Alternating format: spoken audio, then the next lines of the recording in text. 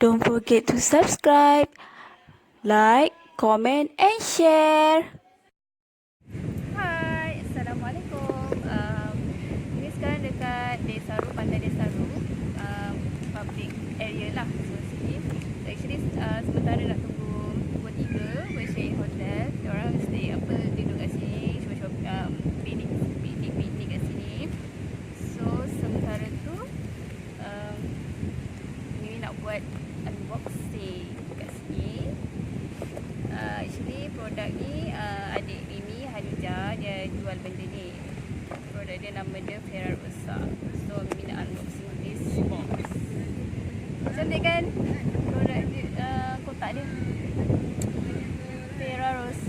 Ferrarossa Beauty. Okay, so produk apa ni? Okay, kita tengok dulu apa ada dalam kotak ni.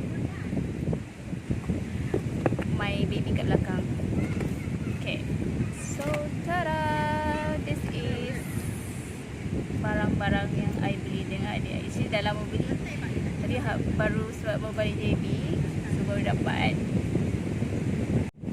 Okay, so I beli eyeshadow daripada Ferrarossa ni. Eyeshadow apa yang I beli, yang ni satu ni Grace ni dia colour macam silver sikit.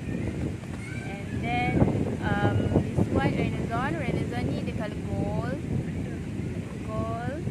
And this one is panna cotta ni orange. Panna cotta ni best tau sebab dia boleh buat selain eyeshadow, kita boleh buat blusher, boleh buat lipstick. So I memang suka benda yang 3 in 1 ni, senang. Dia satu ni pakai semua. So itulah memang I tengok produk yang I cari. Okay, then last satu Heavenly. Jap, apa beza Heavenly dengan Renaissance ni? Mana tukang jual ni? Apalah. So Heavenly and Renaissance ni dia macam sama juga macam gold, tapi dia lain sikit lah. Gold kan banyak gold kan.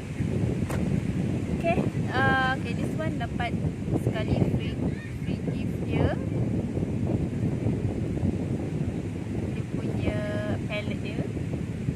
And then this one is yang ni Sobella. Bukan Ferrarossa lah, jadi Sobella. Lipstick Sobella baru nak try. And then yang lain yang bestnya dapat banyak free gift. Tengok ni, dapat brush, dapat